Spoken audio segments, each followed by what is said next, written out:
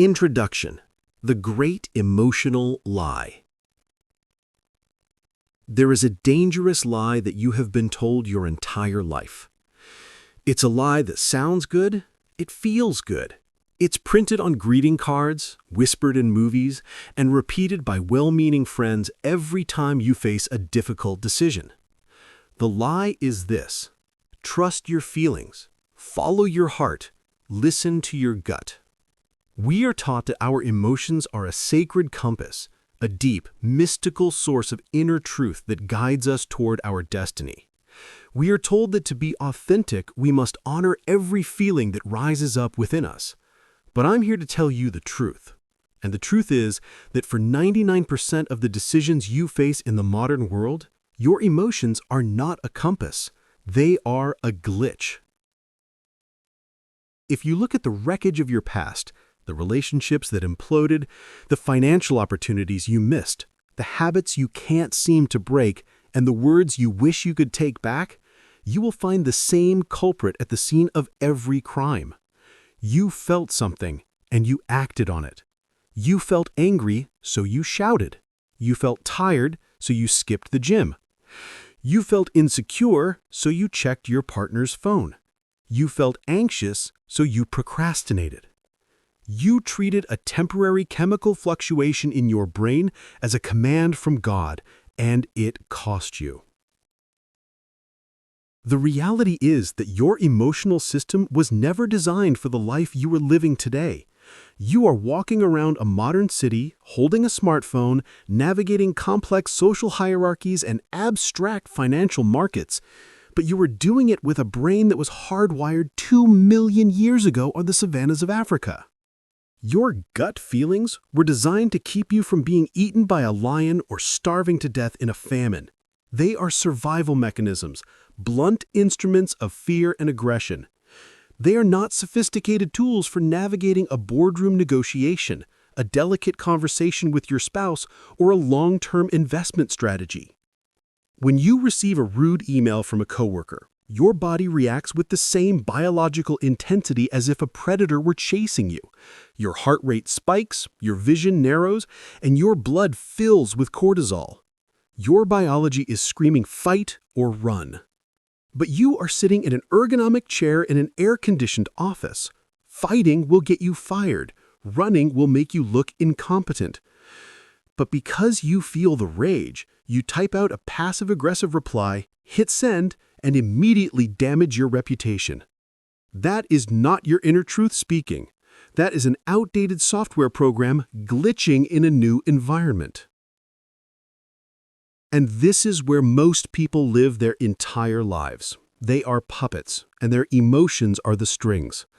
The world pulls a string, a traffic jam, a criticism, a rejection, and they dance. They have no say in the matter. They bounce from high to low, from anger to excitement, completely at the mercy of whatever chemical cocktail their brain decides to serve up in the moment. But there is another way to live. There is a small group of people, the most effective, resilient, and successful people on the planet, who have figured out how to cut the strings. They still feel the emotions. They feel the anger, the fear, the jealousy, and the exhaustion just as intensely as you do. They are not robots, but they do not obey. They have mastered the most important skill a human being can possess. They have discovered the gap. Viktor Frankl, a neurologist and Holocaust survivor who endured the worst suffering imaginable, described this concept perfectly. He said that between the stimulus and the response, there is a space, and in that space lies our power to choose our response. In our response lies our growth and our freedom. Most people don't even know this space exists. For them, stimulus equals response. Someone insults them, they get angry. Boom. Instant. No gap. But this audiobook is going to teach you how to find that gap, how to widen it, and how to live inside it. This is not about suppression. We aren't going to stuff your feelings into a box and pretend they aren't there. That's a recipe for a heart attack. This is about regulation. It's about authority. It's about looking at your emotions with the cool detachment of a scientist and saying, I notice I am feeling a strong urge to quit right now. That is interesting, but I am going to keep going anyway. We are going to dismantle the biological machinery of your reactivity. We are going to look under the hood of your brain and understand exactly why you spiral out of control. And then we are going to install a new operating system. I am going to give you the tools to stop a mental spiral in less than 60 seconds. I am going to show you how to turn your anger into focus and your fear into preparation. We are going to replace the fragile, reactive patterns of your past with a hardened, unshakable resilience. But I have to warn you, this requires a fundamental shift in how you view yourself. You have to stop identifying with your feelings. You are not your sadness. You are not your anxiety. You are not your rage. You are the consciousness that observes those things. You are the captain of the ship, and your emotions are just the weather. The weather might be screaming for you to turn the ship around, but the captain decides where the ship goes. By the time we are done here, you will no longer be a victim of your own biology. You will stop destroying your own progress. You will stop burning bridges you spent years building. You will finally become the person you know you are capable of being, the person who acts based on their values, not their moods. So if you are ready to stop being controlled by an outdated survival instinct and start driving your life, let's begin. Chapter 1. The Hidden Cost of Emotional Reactivity. I want you to imagine for a moment that every time you lost your temper, every time you let anxiety paralyze you, and every time you wallowed in self-pity, you received a bill in the mail, a literal invoice listing the cost of that reaction. Most of us think of our emotional outbursts as free. We think, oh, I just had a bad day, or I just needed to vent. We treat them like weather, unpleasant, but ultimately harmless. But they are not free. In fact, emotional reactivity is the most expensive habit you have. You are paying a stupid tax every single day, and you probably haven't even looked at the total. In this chapter, we are going to do an audit. We are going to look at the cold, hard numbers of what your inability to manage your emotions is actually costing you. Because until you see the price tag, you won't have the motivation to change the purchase. The career killer. Let's start with your professional life. We like to believe that success is about talent, intelligence, and hard work. We think the smartest person in the room wins, but that is rarely true. In the real world, the person who wins is the one who is the least risky to work with. I want you to think about a specific type of person. Maybe you work with them right now. They are brilliant, talented, and skilled, but they are a loose cannon. You never know which version of them is going to show up to the meeting. Will it be the charming genius or the defensive, prickly tyrant? Do you promote that person? Do you make them the CEO? Do you invite them into the high-stakes negotiation? Absolutely not. You keep them where they are, or you fire them, because they are a liability. I have seen executives lose million-dollar bonuses because of a single 60-second outburst in a board meeting. I've seen entrepreneurs torpedo a deal that took 6 months to build because they felt disrespected by one comment and decided to snap back to protect their ego. 60 seconds of lost control, 10 years of career stagnation. That is the math. When you cannot control your emotions, you become a volatility risk. People stop giving you feedback because they're afraid of your reaction. Opportunities stop coming your way because people don't want to deal with the drama. You are literally repelling success because you are too expensive to manage emotionally. Rewiring for weakness. But the cost isn't just external. The internal cost is even higher. Every time you indulge in a reactive emotion, every time you scream at traffic, every time you spiral into anxiety over an email, you are performing a physical workout on your brain. But instead of building muscle, you are building weakness. Neurology follows a simple rule. Neurons that fire together wire together. Think of your brain like a dense forest. If you walk the same path through the woods every single day, that path gets wider, cleaner, and easier to walk. Eventually, it becomes a highway. When you react with anger, you are trampling down the anger path in your brain. You are making it physically easier for your brain to get angry next time. You are reinforcing the neural circuitry of stress. You are training yourself to be fragile. This is why reactivity is progressive. Have you noticed that people who complain all the time tend to find more things to complain about? People who are anxious tend to get more anxious over time. It's not because the world is getting worse. It's because they are becoming experts at being miserable. They have practiced the skill of losing control so many times that they can now do it with their eyes closed. You are paying for these reactions with your biology. You are flooding your system with cortisol and adrenaline, which destroys your sleep, ages your skin, and weakens your immune system. You are quite literally paying for your anger with minutes of your lifespan. The bankruptcy of trust. Finally, we have to look at the relational cost. This is the most painful part of the audit. There is a concept called the emotional bank account. Every interaction you have with someone is a transaction. When you listen, when you are patient, when you are kind, you make a deposit. When you are reactive, defensive, or harsh, you make a withdrawal. Here's the problem.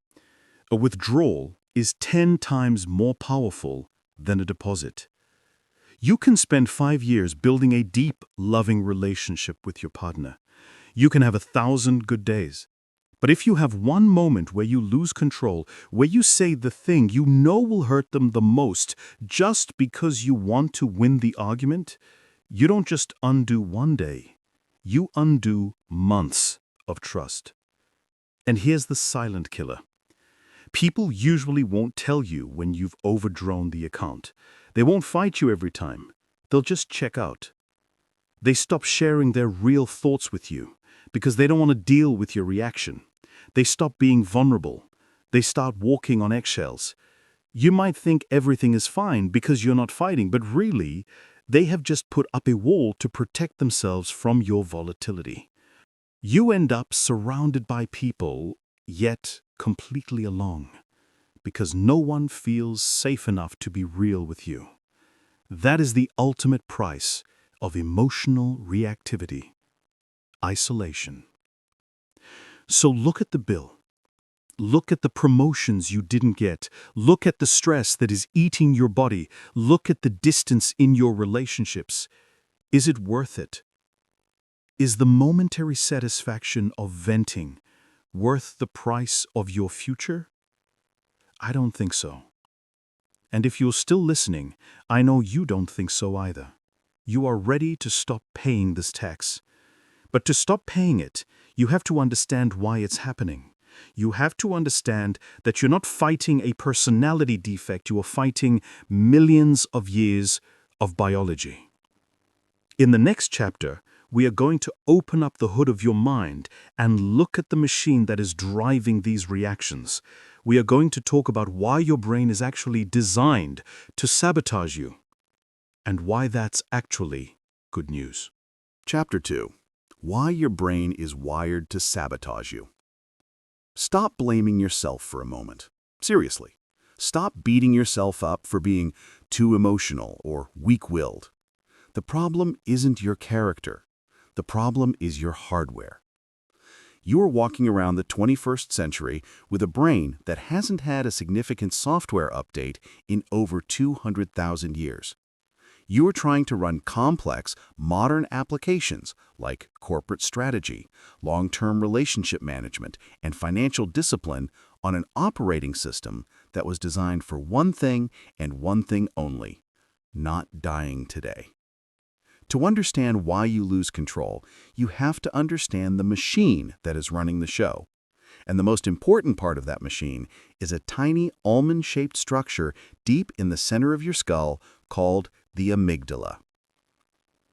Think of the amygdala as an over-caffeinated paranoid security guard who's been locked in a basement for 1,000 years without a window. His job is simple: scan for threats. If he sees a threat, his orders are to smash the emergency alarm, lock down the building, and flood the hallways with security teams. In the ancient world, this was perfect. If you heard a twig snap in the forest, it might be a predator. The security guard hits the button, your body floods with adrenaline, and you run. If you were wrong, you just felt silly. If you were right, you survived. But here is the glitch. The amygdala cannot tell the difference between a physical threat and a social threat. It doesn't know what an email is. It doesn't know what a public speaking engagement is. It doesn't know what a sarcastic comment from your spouse is. To your amygdala, rejection feels like death. Embarrassment feels like a physical attack. Uncertainty feels like a predator in the bushes. So when your boss asks to have a quick chat at 4 p.m. on a Friday, your amygdala doesn't think, "Oh, this might be about the quarterly report." It screams, "We are under attack." It smashes the alarm button. Your heart starts pounding, your palms sweat, and your stomach drops. You're preparing to physically fight your boss or run out of the building, neither of which is a good career move. This leads to a phenomenon that psychologists call an amygdala hijack, and the mechanics of this are terrifyingly simple. When that alarm bell rings, your brain diverts resources. It steals energy and blood flow away from the prefrontal cortex. That's the part of your brain right behind your forehead. That's the CEO. That's the part that handles logic, reasoning, empathy, and long-term planning. The energy goes straight to the limbic system, the primitive emotional center. This means that when you are triggered, you are literally, biologically becoming stupider. Your IQ drops. You lose access to your vocabulary. You lose the ability to see the other person's perspective. You turn into a reactive animal backed into a corner. This is why you say things in an argument that you don't mean. This is why you make impulsive decisions that ruin your progress. In that moment, the smart part of you has effectively left the building, and the security guard is flying the plane. Now, you might be thinking, okay, but I should be able to catch this before it happens. Here's the bad news. The game is rigged against you on speed. Your emotional brain processes information in about 12 milliseconds. Your rational thinking brain takes about 500 milliseconds to process the same information. Do the math. Your emotions have a nearly half-second head start on your logic. That might not sound like much, but in neural time, it is an eternity. By the time your rational brain wakes up and says, "Hey, maybe we shouldn't yell at the police officer," your emotional brain has already rolled down the window and started shouting. The chemical reaction is already in your bloodstream. The train has already left the station. Wired for negativity. To make matters worse, your brain has a built-in negativity bias. Your ancestors didn't need to be happy to survive, they needed to be paranoid. If you missed a beautiful sunset, no big deal. If you missed the rustle of a snake in the grass, you were dead. So your brain is like Velcro for bad experiences and Teflon for good ones. You can receive 10 compliments in a day and 1 criticism. What do you think about when you go to sleep? You replay the criticism, you analyze it, you obsess over it. This isn't because you are depressive or ungrateful, it's because your brain is treating that criticism as a survival threat that needs to be solved. It is trying to keep you safe by fixating on the danger. But here is the turning point. Just because you are wired this way doesn't mean you're doomed to stay this way. Biology is not destiny. We now know that the brain is plastic. It can be changed. You can train the security guard to calm down. You can strengthen the CEO so that he doesn't get locked out of his office every time there's a loud noise. You have been operating on factory settings. And factory settings are designed for survival, not success. In the next chapter, we're going to look at the roadmap for upgrading that system. We're going to break down the 4 levels of emotional mastery so you can see exactly where you are and exactly where you need to go. Chapter 3. The 4 Levels of Emotional Mastery. Most people think emotional control is a light switch. You either have it or you don't. You are either a Zen monk floating on a cloud or you are a hothead who punches walls. But that is black and white thinking, and it's wrong. Emotional mastery isn't a switch, it is a ladder. And right now, we need to figure out exactly which rung you are standing on. You cannot get to where you want to go if you lie about where you are starting. So put your ego aside for the next few minutes. I'm going to walk you through the 4 levels of emotional maturity. Listen closely and be honest about where you live most of your life. Level 1. Unconscious reactivity. This is the basement. The vast majority of the human population lives here. At level 1, there is 0 gap between stimulus and response. You feel, therefore you do. If you feel angry, you yell. If you feel sad, you quit. If you feel desire, you buy. People at this level don't even realize they have a choice. They use language that gives away their total lack of power. They say things like, "He made me so mad," or "She ruined my day." Notice the phrasing, "He made me." They believe their emotional state is caused entirely by external events. They are victims. They are leaves blowing in the wind. If the weather is good, they are happy.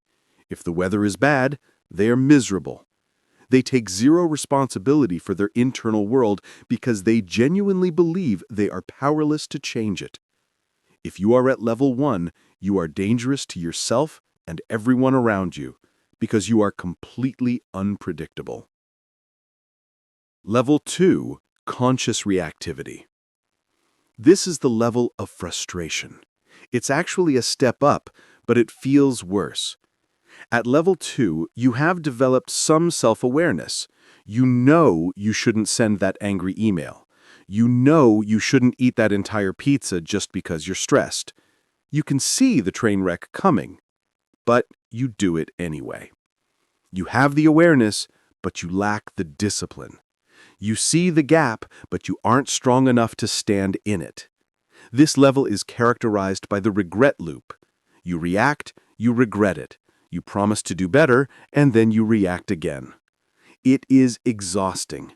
You spend half your life apologizing for things you did in the heat of the moment.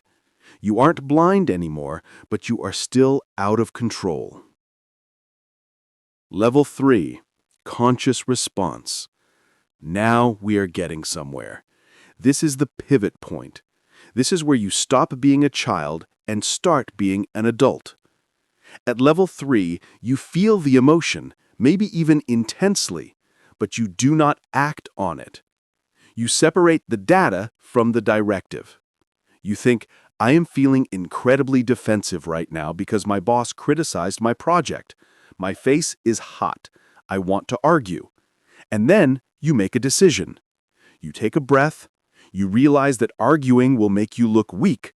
So you say, "Thank you for the feedback. Let me look into that." You feel the fire, but you don't let it burn the house down. At this level, you understand that emotions are just information. They are suggestions, not commands. You have built a filter between your gut and your mouth. You are reliable. You are steady. This is where professional success begins. Level 4. Emotional alchemy. This is the penthouse. This is where the top 1% of high achievers operate. At level 3, you are just managing the emotion. You are holding back the beast. But at level 4, you aren't just holding it back, you are using it. This is emotional alchemy. In the old days, alchemists tried to turn lead into gold. Emotional alchemists turn negative energy into nuclear fuel. A master at this level doesn't just tolerate fear. They use the heightened alertness of fear to sharpen their focus before a speech. They don't just suppress anger. They channel the aggressive energy of anger into relentless problem-solving or a savage workout. They don't want to get rid of their emotions because their emotions are their battery pack. So here is the question. Where are you? Are you a victim at level 1? Are you stuck in the regret loop of level 2? Are you managing at level 3? Or are you alchemizing at level 4? Most people listening to this are bouncing between level 1 and level 2. That's okay. That's why you're here. But you can't stay there. To move up this ladder, you need more than just willpower. Willpower fatigues. It breaks when you're tired or hungry. You need a system. You need a tool that works in the chaos of real life when the pressure is on and your brain is offline. In the next chapter, I'm going to give you that tool. It is a military-grade protocol for stopping an emotional hijack dead in its tracks. It takes less than 10 seconds, and it is the bridge from level 2 to level 3. Chapter 4. The Stop Method for Immediate Control. Philosophy is great when you are sitting in a comfortable chair reading a book. But when you are standing in your kitchen, your heart is racing, your spouse just said that one specific thing that triggers your deepest insecurities, and you are about 2 seconds away from saying something that will ruin your weekend, philosophy is useless. In that moment, you don't need a theory. You need a weapon. You need a tactical intervention that works when your IQ has dropped 20 points and your blood is boiling. You need something simple, fast, and brutal enough to cut through the chemical fog of an amygdala hijack. I am going to teach you the stop method. This isn't some soft mindfulness trick. This is a protocol used by elite performers, from emergency responders to special forces, to regain control of their nervous systems in high-stakes environments. It stands for stop, take a breath, observe, proceed. Let's break it down, step by step. S. Stop. The moment you feel the heat rising in your chest, the moment you realize you have been triggered, you must hit the emergency brake. You physically stop.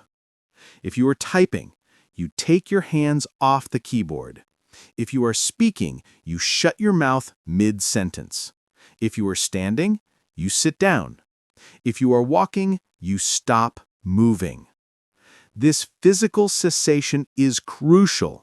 You are signaling to your brain that the current program, the attack program, is being interrupted. You are jamming the gears of the reaction. Do not try to fix the situation yet. Do not try to explain yourself. Just freeze. You cannot steer a car that is spinning out of control. You have to stop the spin first. T. Take a breath. Now that you have paused the external action, you need to hack your internal biology. Your sympathetic nervous system is currently dumping adrenaline into your blood. To stop it, you need to activate your parasympathetic nervous system, the rest and digest mode. The only manual override switch you have for this system is your breath. But you can't just take a shallow, panicked breath. That will make it worse. You need to take a deep, slow, diaphragmatic breath. I want you to inhale for 4 seconds, hold for 4 seconds, and exhale for 4 seconds. This is often called box breathing, and it is used by Navy SEALs to lower their heart rates before a mission. When you exhale slowly, you are physically stimulating the vagus nerve, which sends a direct signal to your brain saying, "We are safe. Stand down." Do this 2 or 3 times. You will literally feel your heart rate drop. You will feel the fog clear. You are bringing the prefrontal cortex back online. O. Observe. Now that you are stationary and your biology is stabilizing, you turn your attention inward. You become a scientist. You need to observe exactly what is happening, but you must do it without judgment. Ask yourself, what am I feeling right now? Name the emotion. I am feeling humiliated. I am feeling terrified. I am feeling enraged. Then, separate the facts from the story. This is the most important part. The fact is, your boss sent an email asking for a revision on your report. The story your amygdala is telling you is, he thinks I'm incompetent, he's going to fire me, and I'll lose my house.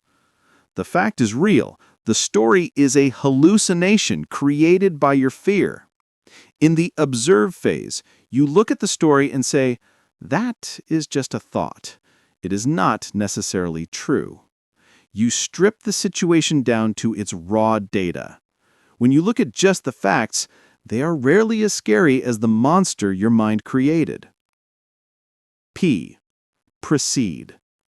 Only now, after you have stopped, breathed, and observed, are you allowed to act. But you don't just act, you proceed with purpose. You ask yourself one question. What would the best version of myself do right now? The best version of you doesn't scream. The best version of you doesn't send the passive-aggressive text. The best version of you responds with dignity, strategy, and clarity. Maybe the answer is, I need to take a walk and not finish this conversation until tomorrow. That is a valid, powerful choice. Maybe the answer is, I need to ask a clarifying question instead of making an accusation. Whatever you choose, it will be a choice, not a reaction. The drill. Here is your assignment. You cannot wait for a crisis to practice this. You need to drill it on the small stuff. When you drop your keys, stop. When the website takes too long to load, stop. When someone cuts you off in traffic, stop. Catch yourself in the minor irritations, freeze, breathe, observe, proceed. If you practice this 10 times a day on the small things, you will be ready when the big things hit. You are building the muscle memory so that when the real crisis comes, you won't have to think about it. You will just execute. But the stop method is emergency medicine. It stops the bleeding, but it doesn't cure the disease. To truly master your emotions, you need to do more than just catch reactions. You need to change the way you interpret the world so the reactions don't happen in the first place. In the next chapter, we're going to go deeper. We are going to look at advanced cognitive techniques like reframing and labeling that will allow you to rewrite reality before it ever triggers you. Chapter 5. Advanced Techniques for Emotional Regulation. The stop method is your tourniquet. It stops the bleeding when you've already been cut.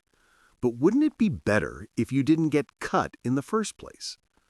We are now moving from damage control to optimization. We are moving from surviving your emotions to hacking them. You see, your emotions are not reactions to reality. They're reactions to your interpretation of reality. Two people can sit in the exact same traffic jam. One is pounding the steering wheel, blood pressure sky high, screaming at the universe. The other is listening to an audiobook, perfectly calm, enjoying the downtime. Same reality, different interpretation, different emotional outcome. If you can change the interpretation, you can change the emotion. This brings us to our first advanced tool, cognitive reframing. Most people believe that events cause feelings. A rude cashier makes you angry. A rainy day makes you sad. That is false. The event happens. Then you tell yourself a story about what that event means. Then you feel the emotion. Event. The cashier rolled her eyes. Story. She is disrespecting me. She thinks she's better than me. Emotion. Anger. But what if we changed the story? New story. She looks exhausted. She's probably been standing there for 8 hours and her feet hurt. She might be having the worst day of her life. New emotion. Compassion. Or maybe just indifference. This is cognitive reframing. It is the ability to consciously choose the narrative that serves you best. I want you to try the rule of 3. The next time something triggers you, force yourself to come up with 3 different explanations for that event before you settle on one. The story that makes you the victim. This is the default. The story where the other person is struggling. The story where this doesn't matter at all. Your brain is lazy. It wants to jump to the worst conclusion because that's the safest bet for survival. You have to manually force it to consider alternatives. When you realize that your initial interpretation is just one of many possibilities, the emotional charge instantly dissipates. The second tool is surprisingly simple, but the neuroscience behind it is rock solid. It's called affect labeling. Most men in particular have the emotional vocabulary of a toddler. Ask them how they feel and they say good, bad, or pissed off. That lack of precision is a disaster. Brain imaging studies showed that when you look at an image of a terrified face, your amygdala lights up. But the moment you assign a word to that emotion, the moment you say, that is fear, the amygdala calms down and the prefrontal cortex lights up. Language engages the logic center of your brain. It acts as a dampener on the emotional center. But you have to be specific. I feel bad is useless. I feel overwhelmed because I have 3 deadlines and I don't feel supported by my team is powerful. I feel angry is generic. I feel humiliated because he corrected me in front of the group gives you something to work with. The more granular you can get with your labeling, the more control you gain. You turn a vague, terrifying monster into a specific, manageable problem.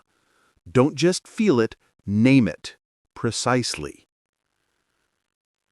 Somatic regulation. Finally, we have to talk about the body. Sometimes your mind is too far gone. You can't reframe your way out of a panic attack. You can't label your way out of extreme rage. The cognitive doors are locked. When the mind is stuck, you must use the body to break the loop. This is bottom-up regulation. Your nervous system is a two-way street. The brain sends signals to the body, but the body also sends signals to the brain. If you are hunched over, shallow breathing, and tense, your body is screaming to your brain, "We are in danger." Your brain will dutifully keep pumping stress hormones to match that signal. You can hack this system. Progressive muscle relaxation is one way. Tense every muscle in your body as hard as you can for 5 seconds, clench your fists, your jaw, your toes, and then release everything at once. That sudden drop in tension forces the nervous system to reset. Cold exposure is another. Splash ice-cold water on your face. It triggers the mammalian dive reflex, which instantly slows your heart rate. It is a biological override switch. Or just change your posture. Stand up, shoulders back, chin up, take up space. It is physiologically difficult to feel helpless when you are standing like a conqueror. These are your tools. Reframing changes the story. Labeling engages the logic. Somatic regulation resets the hardware. But here's the catch. These tools require energy. They require a brain that is well-rested, fueled, and resilient. If you are sleep-deprived, hungover, or running on sugar and caffeine, none of this will work. You cannot run high-performance software on broken hardware. In the next chapter, we are going to look at the foundation. We are going to talk about building the biological resilience you need to stay in the fight for the long haul. Chapter 6. Building emotional resilience for long-term success. You can master every psychological trick in the book. You can memorize the stop method. You can become a wizard at reframing your thoughts. But if you are getting 4 hours of sleep a night, living on espresso and donuts, and never exercising, you are going to fail. Period. You cannot run high-performance software on broken hardware. Most people approach emotional control as a willpower challenge. They think they just need to try harder to be calm. But willpower is a biological resource. It is like the battery in your phone. If you start the day at 20%, you're going to shut down by noon. Emotional resilience isn't something you do in the moment of crisis. It is something you build in the quiet moments, days and weeks before the crisis ever happens. It is a bank account. If you haven't made the deposits, your check is going to bounce when life demands a payment. The sleep tax. Let's start with the non-negotiable. Sleep. I know, you're busy. You're a hustler. You'll sleep when you're dead. Listen to me. That mindset is not tough, it is stupid.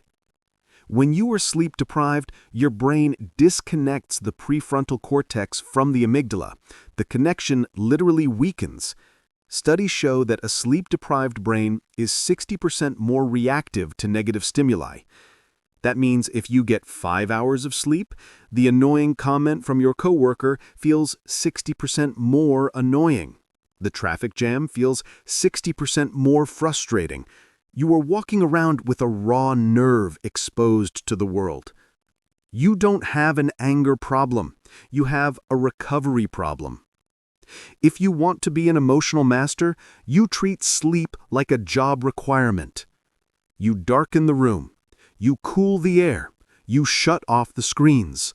You get your 7 to 8 hours, not because it feels nice, but because it is the armor you wear into battle the next day. The hangry truth. Next is your fuel. Your brain is an energy hog. It weighs 2% of your body mass, but consumes 20% of your glucose, and it is extremely sensitive to fluctuations in fuel supply. We joke about being hangry, hungry and angry, but it is a real physiological state. When your blood sugar crashes, your brain perceives a survival threat. It releases adrenaline and cortisol to mobilize stored energy. So now you're sitting in a meeting, your blood sugar is tanking because you skipped breakfast or ate pure sugar, and your body is flooding with stress hormones. Someone asks you a simple question, and you snap. You didn't snap because you were a bad person. You snapped because you are biologically unstable. Protein, fats, steady energy, hydration.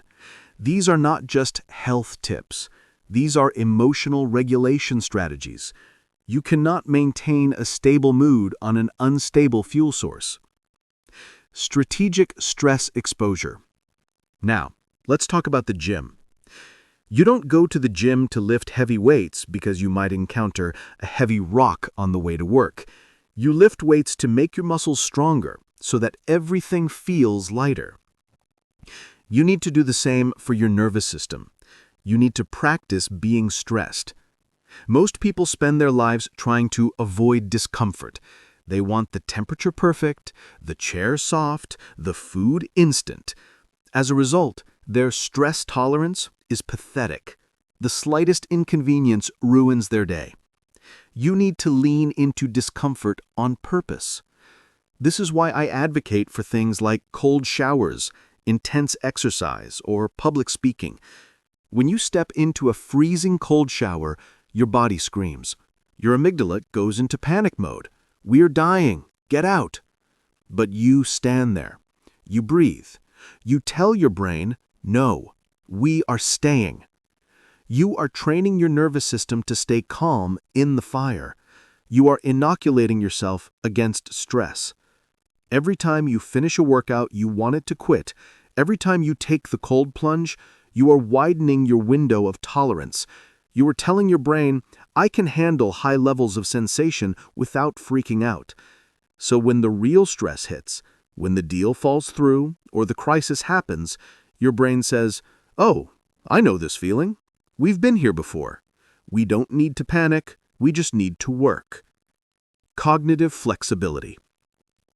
Finally, you need to stretch your mind. Rigidity is the enemy of resilience. The tree that doesn't bend breaks in the storm. Resilience is the ability to accept reality as it is, not as you want it to be. It is the ability to pivot. It is saying, okay, that didn't go to plan. What is the new plan? You build this by exposing yourself to new ideas, new people, and uncertain situations. Stop trying to control every variable. Embrace a little chaos. The more comfortable you get with uncertainty, the harder you are to rattle. Build the baseline. Sleep, fuel, voluntary hardship, mental flexibility. If you do these things, you aren't just using tips and tricks to manage your emotions. You are building a machine that is naturally resistant to them. Now that we have the hardware optimized, I want to show you the proof. In the next chapter, I'm going to dive into the neuroscience of transformation. I'm going to show you exactly how these practices physically change the structure of your brain, turning you into a different person at the cellular level. Chapter 7. The Neuroscience of Emotional Transformation. I can hear the skepticism in the back of your mind right now. Okay, this sounds great in theory. I can use the techniques, I can breathe, I can reframe. But am I really changing? Or am I just white-knuckling it for the rest of my life? Am I always going to be an angry person who is just trying really hard not to act like one? That is a valid fear. Nobody wants to spend their life in a constant state of suppression. But I have good news. You aren't just learning a skill. You are physically rebuilding the machine.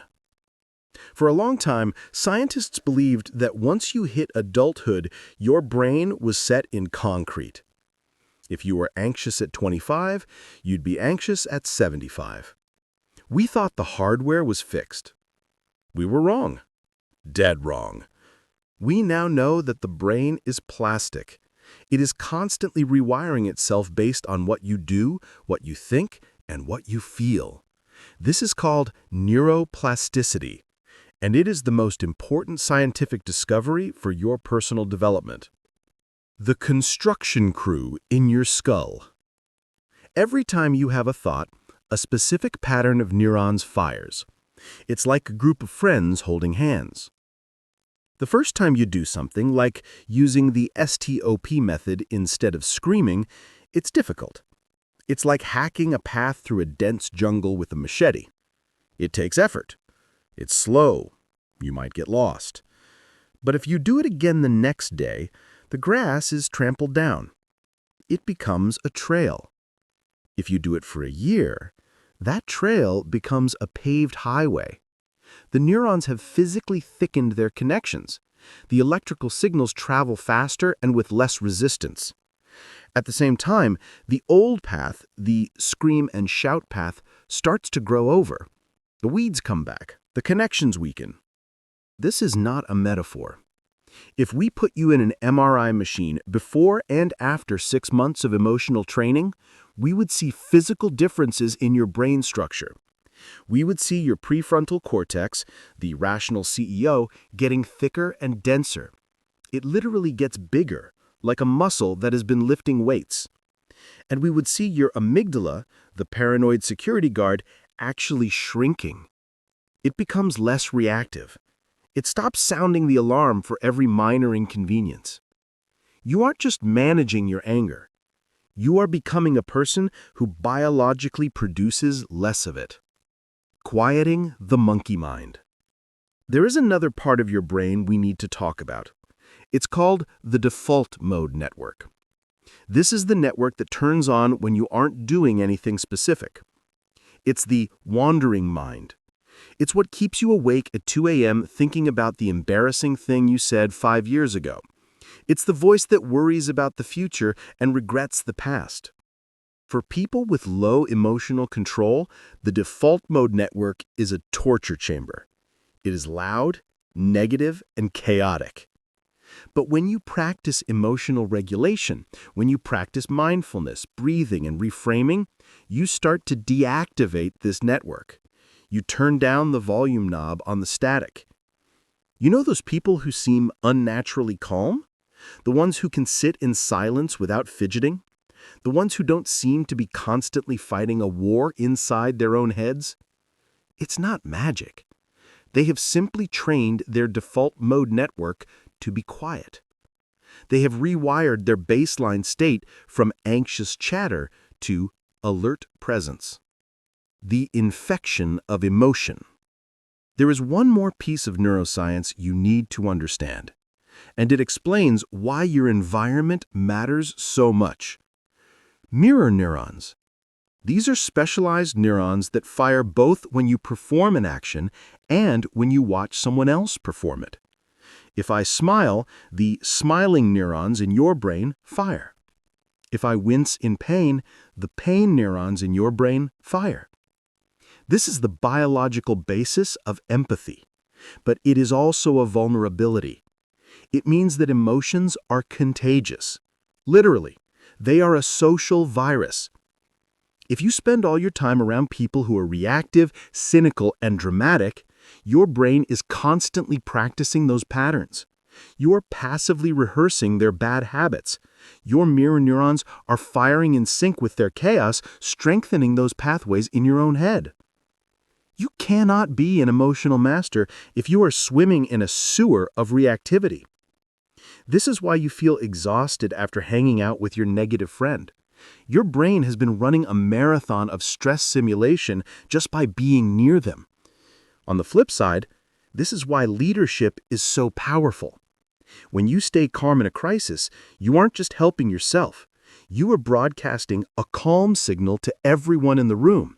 Their mirror neurons pick up on your stability, and their nervous systems start to downregulate. You are literally soothing their brains with yours. So, here is the takeaway.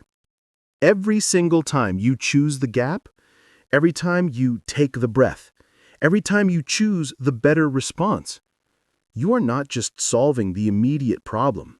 You are casting a vote for the person you are becoming. You are laying down a brick in the foundation of a new brain. It feels hard now because you're fighting against the old wiring. You're fighting against years of bad habits that have paved superhighways of reactivity in your skull. But if you stay the course, there will come a day, sooner than you think, where the calm response becomes the easy response, where the discipline becomes the default. You won't have to try so hard anymore because you will have built the machine that does it automatically. But building that machine takes pressure. It's easy to be zen in a quiet room. It's easy to be calm when things are going your way. The real test, the test that determines if this wiring holds, comes when the heat is turned up to maximum. In the next chapter, we are going to talk about high-pressure situations. We are going to talk about how to keep your head on straight when the stakes are real, when the clock is ticking, and when everyone else is losing their minds. Chapter 8. Mastering Emotional Control in High-Pressure Situations. It is one thing to control your emotions when you are sitting in traffic. It is an entirely different beast when your career is on the line, your marriage is on the brink, or you are facing a financial crisis that could wipe you out. This is the crucible. This is where the training pays off. Most people crumble under high pressure. They choke. Their brains overload, they panic, and they make mistakes that they would never make in a calm environment. But there is a small group of people, elite athletes, surgeons, combat pilots, who actually get better when the heat turns up. Their vision clears, Time slows down. They execute with terrifying precision. What did they know that you don't? They know that pressure is a lie. The illusion of pressure. I want you to look closely at pressure. What is it? Is it a physical object? Can you touch it? Can you put it in a bucket? No. The situation is real. The deadline is real. The money is real. But the pressure is an internal creation.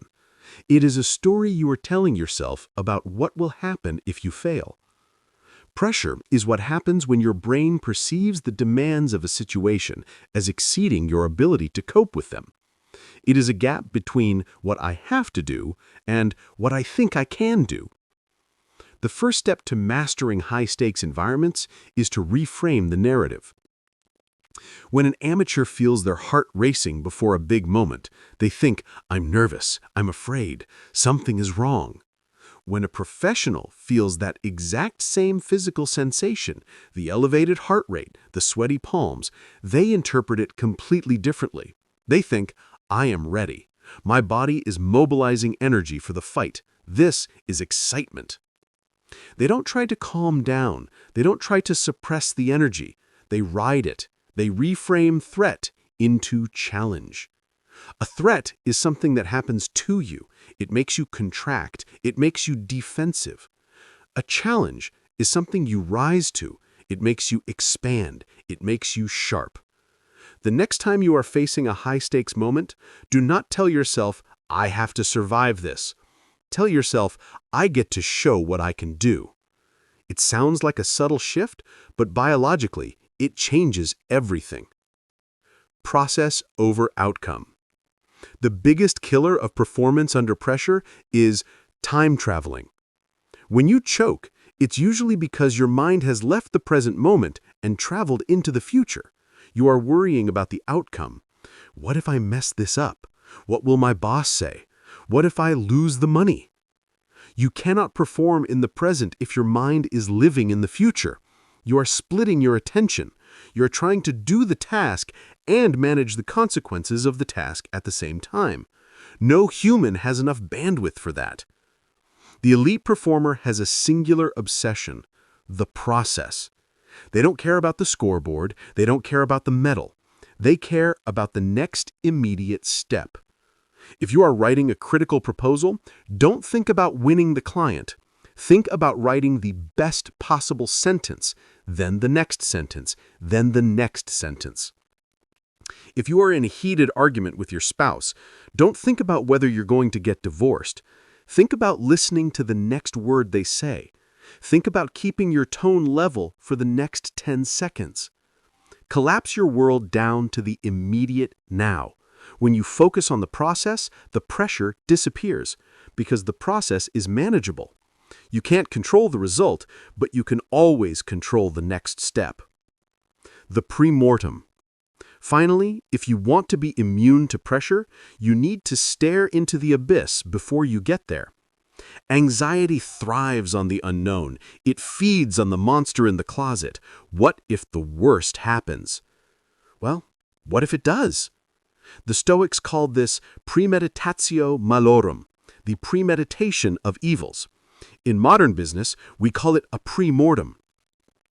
Before you step into the high-pressure arena, sit down and visualize the worst-case scenario. And I mean really visualize it. Suppose the presentation bombs. Suppose the deal dies. Suppose you get fired. Then ask yourself, what would I do? Well, if I get fired, I have 3 months of savings. I would update my resume. I would call these 3 contacts. I would probably find another job within 6 weeks. It would suck, but I wouldn't die. The moment you have a plan for the worst-case scenario, the worst-case scenario loses its teeth. The monster in the closet turns out to be a pile of clothes. You are no longer fighting for your life. You are just managing a situation. Welcome the fire. You need to change your relationship with high-stakes situations. Stop avoiding them. A life without pressure is a life without growth. Pressure is a privilege. It means you are in the game. It means you are doing something that matters. When that feeling hits you in the chest, don't wish it away. Welcome it. That is the feeling of your potential demanding to be realized. But here is the secret that most people miss. That intense energy, that adrenaline, that focus, that fire, it isn't just something to be managed, it's fuel. Most people try to throw water on their emotions. I want to teach you how to build a steam engine. I want to teach you how to take the negativity, the anger, the fear, the frustration, and burn it to drive you forward. In the next chapter, we are going to talk about emotional alchemy. We are going to turn your demons into your fuel source. Chapter 9. Transforming Negative Emotions into Fuel. There is a tragedy I see almost every day. It's not that people feel bad, it's that they waste their pain. We live in a culture that treats negative emotions like toxic waste. We are told that anger is bad, fear is weak, and frustration is a sign of failure. We are told that the goal of life is to be happy, calm, and vibing all the time. So, when you feel angry, you try to suppress it. You meditate it away. You numb it with Netflix or alcohol. You try to fix yourself so you can go back to being a nice, polite, unproductive zombie. This is a massive mistake. Negative emotions are not waste. They are high-octane nuclear fuel. Think about the most productive moments of your life. Were you perfectly relaxed? Probably not. You were probably driven by a chip on your shoulder. You were trying to prove someone wrong. You were terrified of failing. You were frustrated with your current situation. That energy pushed you to work harder, stay later, and focus deeper than you ever could have if you were just content. This is the art of emotional alchemy. The ancient alchemists tried to turn lead into gold. We are going to do something even better. We are going to turn your misery into momentum. Anger is focus. Let's start with anger. Anger is the most misunderstood emotion in the human spectrum. We are terrified of it because we associate it with destruction. We think of the guy punching a hole in the wall or screaming at his kids. But that is uncontrolled anger. That is anger leaking out sideways. Pure, controlled anger is something else entirely. It is clarity. It is energy. It is the biological refusal to accept the status quo. When you are truly angry, you don't feel tired, you don't feel distracted. You have laser-like focus. Your brain floods with adrenaline and noradrenaline. You are biologically primed to destroy obstacles. Why would you waste that energy trying to calm down? The trick is to separate the energy from the target. If your boss disrespects you, do not direct that anger at your boss. Do not key his car. Do not send a nasty email. That is wasting the fuel on a petty fire. Take that massive surge of aggressive energy and direct it at your goals. Use it to crush your workout. Use it to work 12 hours straight on your side hustle so you can eventually quit that job. Use it to become so undeniably good that they can never disrespect you again. Michael Jordan is the perfect example of this. He would invent insults just to make himself angry. He needed that fire. He didn't want to be happy on the court. He wanted to be lethal. Don't throw your anger away. Harness it. Let "I'll show them" be the mantra that wakes you up at 5 a.m. Now let's talk about fear. Most people let fear dictate their boundaries. I'm afraid to do that, so I won't. They view fear as a stop sign. But for the high performer, fear is not a stop sign. It is a compass. Fear is actually a very specific signal. It tells you exactly what is important to you. You don't feel fear about things you don't care about. You aren't afraid of failing at something that doesn't matter. If you are terrified of starting that business, it means you care about your independence. If you're terrified of asking that person out, it means you value connection. If you're terrified of public speaking, it means you care about your message. The intensity of the fear is directly proportional to the potential for growth. So, when you feel that knot in your stomach, don't retreat. Lean in. That knot is the X on the treasure map. It is saying the growth is right here. Stop trying to get rid of the fear before you act. That is the amateur's mistake. You will never feel ready. The confidence doesn't come before the action, it comes after. Do it scared. Let the adrenaline of the fear sharpen your senses. Frustration is ambition. Frustration is a beautiful emotion. It gets a bad rap, but think about what frustration actually is. You only feel frustrated when you believe you could be doing better. If you were truly incompetent, you wouldn't be frustrated, you would be oblivious. If you didn't care, you would be indifferent. Frustration is the gap between your vision and your reality. It is your ambition bashing its head against your current limitations. It is your brain screaming, "We are better than this." Most people let frustration turn into hopelessness. They say, "This is too hard, I quit." The alchemist says, "This isn't working, so I need to change my approach." Use frustration as data. It is a feedback loop. It is telling you that your current strategy is dead. Stop banging your head against the wall and look for the door. Let the irritation of being stuck drive you to learn a new skill, find a mentor, or pivot your strategy. Burn it all. Here is the truth. You have an unlimited energy source available to you if you stop judging it. The people who win in life aren't the ones who never feel bad. They are the ones who refuse to waste a single drop of emotional energy. If you are sad, good, write the book. If you're heartbroken, good, build the body.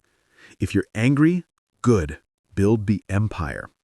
Stop waiting to feel good to do great work. Use what you have. Burn it all.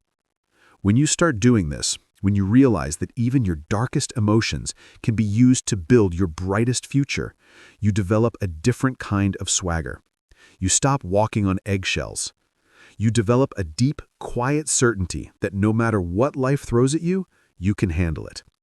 You develop unshakable confidence. And that is exactly what we are going to build in the next chapter. We are going to deconstruct what confidence actually is and how to get it without faking it. Chapter 10. Building Unshakable Confidence. We need to have a serious talk about confidence. Most people have a completely backward definition of what confidence is. They think confidence is a feeling. They think it's walking into a room and feeling like you're better than everyone else. They think it's the absence of doubt, the absence of fear, the absence of insecurity. They are waiting for the day when they wake up and magically feel ready. Let me save you some time. That day is never coming. Real confidence is not a feeling. Real confidence is a track record. It is the undeniable evidence stacked up over time that you keep your promises to yourself. It is the quiet internal knowledge that no matter what happens, you will not crumble. It isn't thinking, "I will definitely succeed." It is knowing, even if I fail, I will be okay and I will figure it out. This isn't about affirmations. Standing in front of a mirror and chanting, "I am a tagger," while your subconscious knows you haven't been to the gym in 3 months is not confidence. That is delusion. You cannot lie to yourself. You know exactly who you are. You know every time you hit snooze. You know every time you stayed quiet when you should have spoken up. You know every time you broke a promise. Your subconscious is keeping a score. And right now, for many of you, the score is low. So how do we build real, unshakable confidence? We stop trying to feel confident, and we start building the infrastructure of self-respect. Emotional self-reliance. The first pillar is emotional self-reliance. Most people are emotional beggars. They walk around with an empty cup, begging the world to fill it up. Please like my photo so I feel pretty. Please praise my work so I feel competent. Please agree with me so I feel smart. They are waiting for the day when they wake up and magically feel ready. Let me save you some time. That day is never coming. Real confidence is not a feeling. Real confidence is a track record. It is the undeniable evidence stacked up over time that you keep your promises to yourself. It is the quiet internal knowledge that no matter what happens, you will not crumble. It isn't thinking, I will definitely succeed. It is knowing, even if I fail, I will be okay, and I will figure it out. Chapter 10. Building Unshakable Confidence. We need to have a serious talk about confidence. Most people have a completely backward definition of what confidence is. They think confidence is a feeling. They think it's walking into a room and feeling like you're better than everyone else. They think it's the absence of doubt, the absence of fear, the absence of insecurity. They are waiting for the day when they wake up and magically feel ready. Let me save you some time. That day is never coming. Real confidence is not a feeling. Real confidence is a track record. It is the undeniable evidence stacked up over time that you keep your promises to yourself. It is the quiet internal knowledge that no matter what happens, you will not crumble. It isn't thinking, I will definitely succeed. It is knowing, even if I fail, I will be okay, and I will figure it out. Closing the integrity gap. The second pillar, and this is the big one, is integrity alignment. Confidence is simply the reputation you have with yourself. If you had a friend who constantly flaked on you, who said they would help you move and didn't show up, who said they would pay you back and didn't pay back, would you trust them? No. Well, you are doing that to yourself every single day. You say, I'm going to get up at 6 a.m. You hit snooze until 7 a.m. You say, I'm going to eat healthy. You order the burger. You say, I'm going to finish this project. You scroll Instagram. Every time you do this, you are teaching your brain that you are a liar. You are teaching your brain that your word means nothing. You are actively destroying your confidence. If you want to feel unshakable, you have to become ruthless about your word. Do not make a promise to yourself that you are not willing to keep. If you say you are going to do 50 push-ups, you do 50 push-ups, not 49. If you say you are going to read 10 pages, you read 10 pages, even if you're tired, even if it's late. When your brain realizes that your word equals law, a strange thing happens. You stop being afraid of challenges. Because you know that if you say you will handle it, it is as good as done. The evidence file. The final pillar is evidence awareness. Your brain has a glitch. It deletes your wins and highlights your failures. You could have a year of discipline and 1 week of laziness, and your brain will tell you that you are a lazy person. You have to actively fight this bias. You need to become a lawyer for the defense. I want you to start keeping a win log or a cookie jar. Every day, write down the hard things you did. Write down the times you felt fear and acted anyway. Write down the times you wanted to quit, but you didn't. You are building a body of evidence. When the doubt creeps in, and it will, you don't fight it with positive thinking. You fight it with facts. You open the file. You look at the evidence. Look at what I survived. Look at what I achieved. Look at who I have become. You can't argue with data. The result. When you combine these three things, emotional self-reliance, rigorous integrity, and documented evidence, you develop confidence that is scary to other people. It's not loud. It's not arrogant. It's quiet. It's the feeling of walking into a storm and knowing you are waterproof.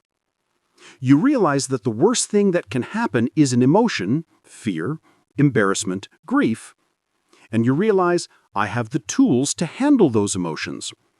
I have the stop method. I have the resilience. I can handle anything. And once you have that, you are dangerous. You are ready to lead. You are ready to build. But there is one place where this confidence is tested more than anywhere else. One place where even the strongest people tend to lose their minds. Relationships. In the next chapter, we're going to apply everything we've learned to the messy, chaotic, triggering world of other people. I'm going to teach you the art of strategic non-reaction. Chapter 11. The Art of Strategic Non-Reaction in Relationships. You can be a stoic warrior in the boardroom. You can be an iceman in the gym. You can handle financial crises without blinking. But then, you walk through the front door of your house. Your spouse makes one comment about how you loaded the dishwasher, and suddenly you are a screaming toddler. Welcome to the final boss level of emotional mastery, relationships. This is where the rubber meets the road. It is easy to control your emotions with strangers because you don't care about them. But with your partner, your parents, or your kids, the stakes are infinite. These people know exactly where your buttons are because they installed them. And this is where most high performers fail. They treat relationships like a debate club. They try to win. Let me tell you the brutal truth. In a relationship, you can be right or you can be effective. You rarely get to be both. If you win the argument by crushing your partner with logic and making them feel small, you have lost the relationship. You defeated your teammate. Congratulations, you are sleeping on the couch. We need to learn a new skill. It is called strategic non-reaction. The trap of control versus connection. Every conflict you have ever had comes down to a choice between two things: control or connection. When you get triggered, your ego wants control. It wants to prove a point. It wants to defend its image. It wants to force the other person to admit they are wrong. I didn't say that. You always do this. Let me explain why your feelings are illogical. That is the ego screaming for control. But the relationship needs connection.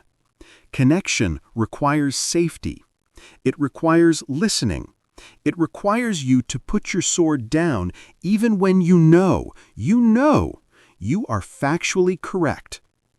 Strategic non-reaction means you value the connection more than your ego's need to be right in that moment.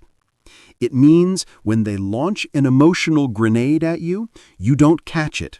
You let it hit the floor. You don't explode. You look at it and say, I can see you are really upset right now. You are stepping out of the arena. You are refusing to fight the enemy because you remembered this person isn't the enemy. The 50% rule. The biggest lie we tell ourselves in conflict is, they started it. I was fine until she yelled at me. I wouldn't have snapped if he hadn't criticized me. This is level 1 victim thinking. It is weak. Here is the rule.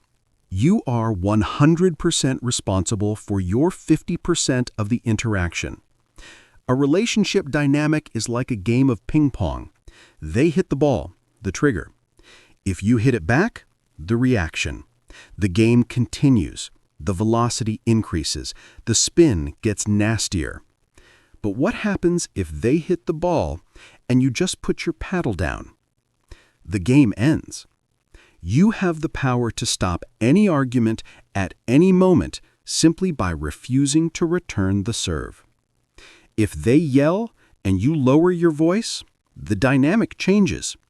If they accuse and you get curious, the dynamic changes. If they attack and you pause, the dynamic changes. You are not helpless. You are just habituated to hitting the ball back. Stop playing the game. Emotional Aikido. In martial arts, if you try to block a heavy strike with a rigid block, you might break your arm. Force against force creates damage. Aikido is different. In Aikido, when someone attacks you, you don't block them. You step aside, grab their momentum, and redirect it. You use their energy to spin them around. You need to do this emotionally. When someone comes at you with high energy, anger, accusation, blame, do not build a wall of defensiveness. That just creates a collision. Instead, pivot. The attack. You never listen to me. You only care about work. The block. Wrong. That is a lie. I came home early yesterday. Boom. Crash. Fight. The Aikido. Right. It sounds like you're feeling really lonely and ignored right now. Is that right? You see what happened? You sidestepped the attack, the accusation about work, and you went straight for the energy behind it, the loneliness. You validated the emotion without agreeing with the facts. This drains the tension out of the room instantly, because people don't yell to be right, they yell to be heard. Once they feel heard, they don't need to yell. And that brings us to the next level, because once you can do this for yourself, and you can do it in your relationships, you're ready to do it for others. You're ready to lead. In the next chapter, we are going to talk about emotional leadership. We are going to talk about how your emotional state dictates the performance of your team, your family, and your organization. Chapter 12. Emotional Leadership and Influence. Real leadership has nothing to do with your job title. It has nothing to do with the size of your office or how many people report to you. Leadership is a transfer of belief, and more importantly, it is a transfer of emotional state.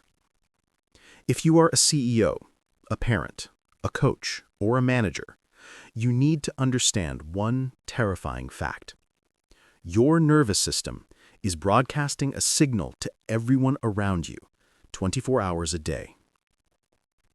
If you are anxious, your team is anxious. If you are reactive, your kids are reactive. If you are chaotic, your organization is chaotic. You cannot fake this. You can say all the right leader things. You can recite the mission statement. You can tell everyone to stay calm. But if your voice is tight, your breathing is shallow, and your eyes are darting around, nobody is listening to your words. They are listening to your fear, and they are catching it. The virus of emotion. This is called emotional contagion. Humans are herd animals. We look to the alpha, the leader, to determine how safe we are. If the leader flinches, the herd runs. This means your emotional lack of control is not just a personal problem, it is a contagion. It is a virus that you are spreading to the people you are supposed to be leading. I have seen entire companies crumble, not because the strategy was bad, but because the CEO was an emotional wreck. Every time a problem popped up, he freaked out. So his VPs started freaking out. Then the managers started hiding problems so they wouldn't get yelled at. Then the entry-level employees checked out because the culture was toxic. The culture of any group is defined by the worst behavior the leader is willing to tolerate, specifically the worst emotional behavior. As a leader, you have one job above all others. You must be the thermostat, not the thermometer. A thermometer just reacts to the room. If it's hot, it goes up.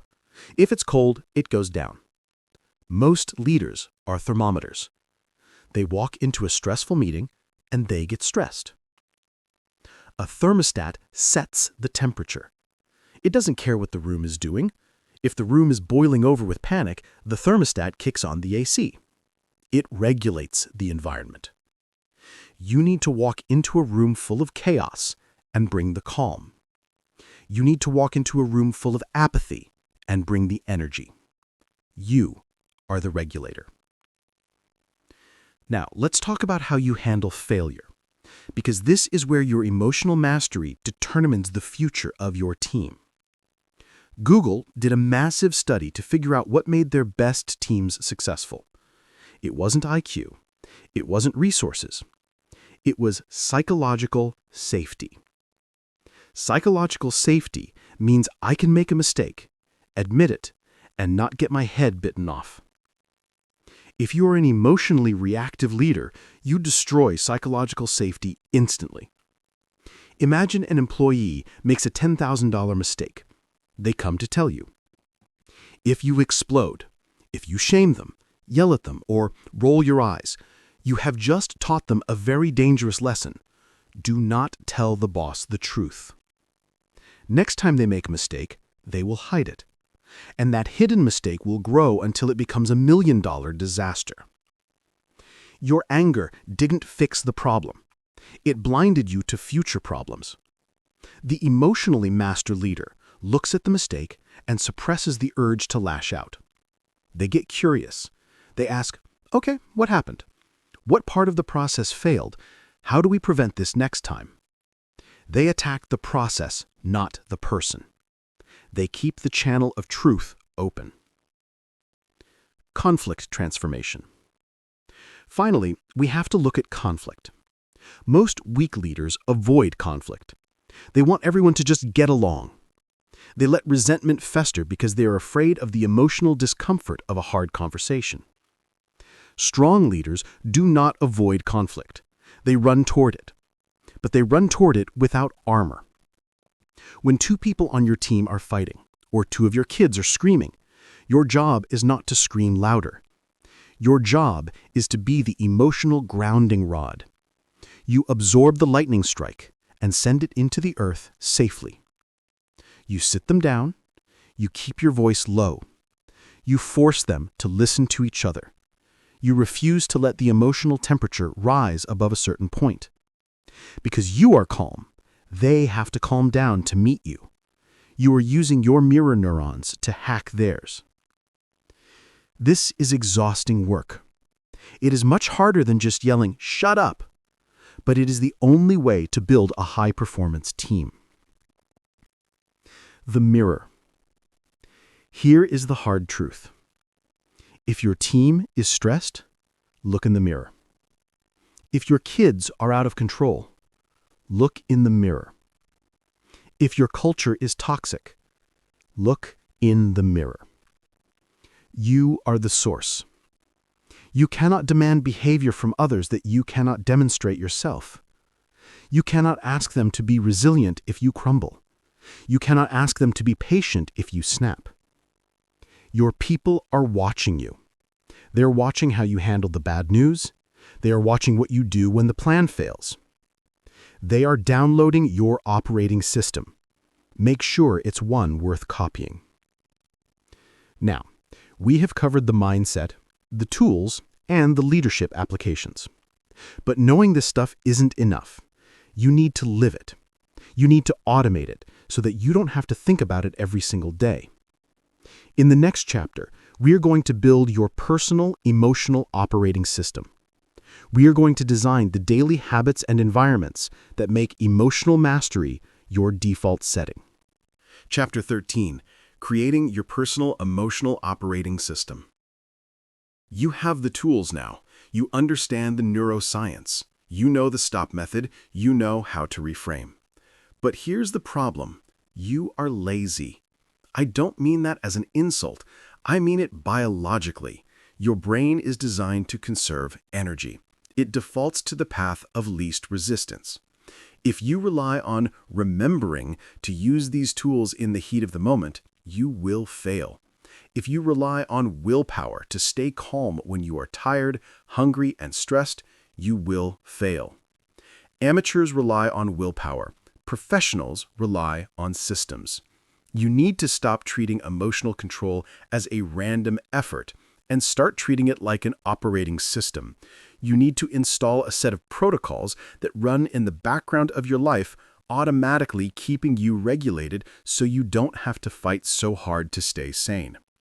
We are going to build your emotional OS. It has 3 components. The daily boot sequence. Every computer needs a boot sequence to start up correctly. If you skip it, the system crashes. Most people's morning boot sequence is a disaster.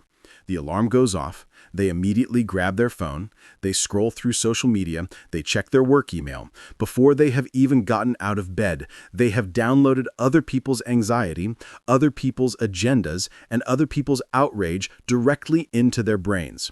They are starting the day in a reactive deficit. You need a new boot sequence. It doesn't have to be an hour-long monk ritual. 5 minutes is enough, but it has to be sacred. 1. No phone. For the first 20 minutes, the phone is in airplane mode. Protect your input. 2. Regulate. Do 2 minutes of the box breathing we talked about. Set the baseline of your nervous system to calm before the world tries to rev it up. 3. Prime. Write down one intention for the day. Not a to-do list, an emotional intention. Today I will be patient. Today I will be focused. You are setting the coordinates for the ship before you leave the harbor. If you don't set the course, the wind will set it for you. Environment design. Component 2 is your environment. There is a rule in computer science, GIGO, garbage in, garbage out. If you feed a computer bad data, it produces bad results. Your brain is no different. You cannot consume garbage all day and expect to produce excellence. Audit your inputs.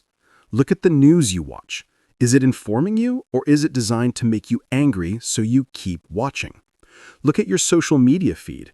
Does it make you feel inspired or inadequate and jealous?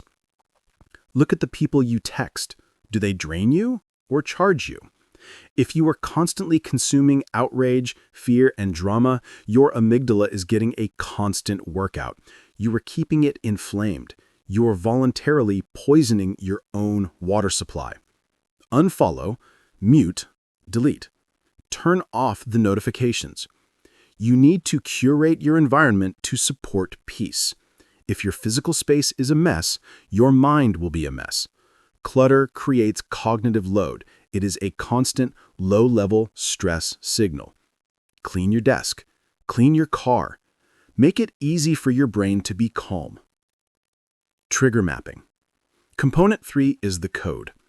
Computers run on if-then statements. If I click this button, then open this window. You need to write if-then code for your emotional triggers. You know what triggers you. You know that being late makes you crazy. You know that your mother-in-law's comments make you defensive. You know that low blood sugar makes you snappy. Don't wait for those things to happen and then try to figure out what to do. Pre-decide. Write the code. If I am running late, then I will text the person immediately and accept the consequence without beating myself up. If my boss sends a stressful email after 7 p.m., then I will not open it until 8 a.m. the next day.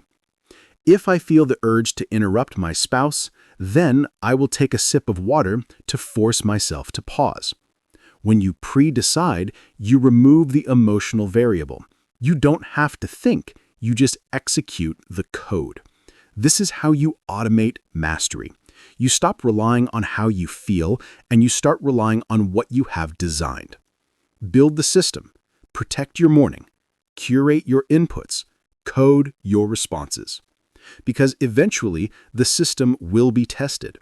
Not by a bad day, but by a catastrophic one. There will come a time when life hits you harder than you thought possible. In the next chapter, we're going to talk about the extreme edge cases, crisis management, tragedy, and the highest stakes imaginable.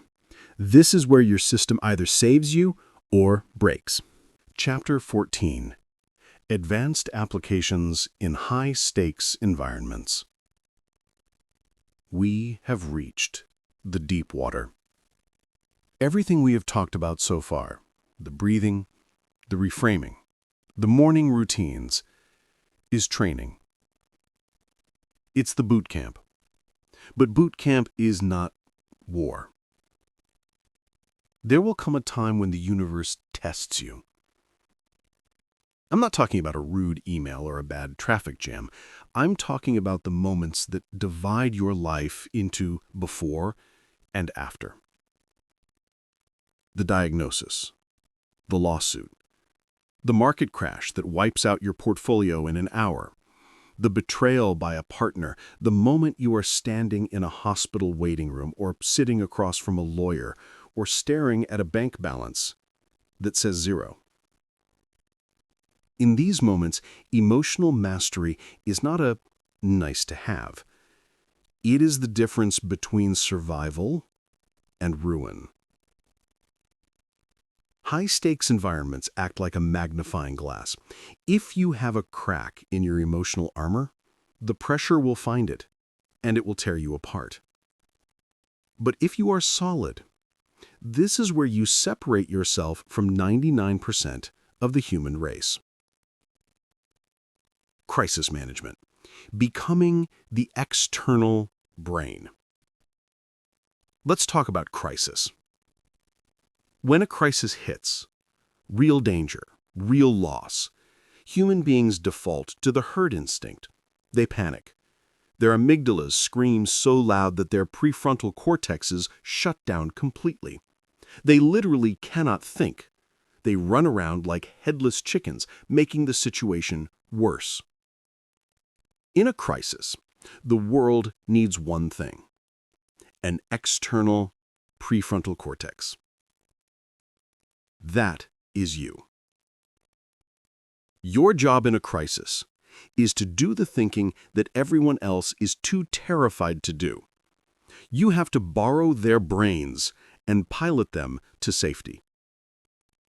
To do this, you must master the art of compartmentalization. This is a controversial word. Psychologists often say compartmentalization is bad, and if you do it forever, it is. But in a crisis, it's a superpower. It means taking your fear, your grief, and your panic, putting them in a box, locking the lid, and saying, "I will deal with you later. Right now, I have a job to do." Imagine a pilot whose engine explodes at 30,000 feet. He feels fear. He wants to scream. But if he screams, everyone dies. So he puts the fear in the box. He focuses entirely on the checklist: airspeed, altitude, hydraulics. He becomes a machine. Only after the plane is on the ground can he afford to shake. When the crisis hits your family or your business, you don't get the luxury of falling apart. You can cry later. You can freak out later. Right now, you are the pilot. You prioritize, you execute, you stabilize. Now let's look at a different kind of pressure: the high-stakes negotiation. This could be a salary negotiation, a business acquisition, or a divorce settlement. The dynamic is the same. It is game of emotional chicken. In any negotiation, the person who cares the least wins. If you are desperate, if you need the deal, if you need the money, if you need their approval, you have already lost. Desperation has a scent. It smells like blood in the water. The other side will sense it, and they will eat you alive. High-stakes negotiation requires radical detachment. This doesn't mean you don't want the result.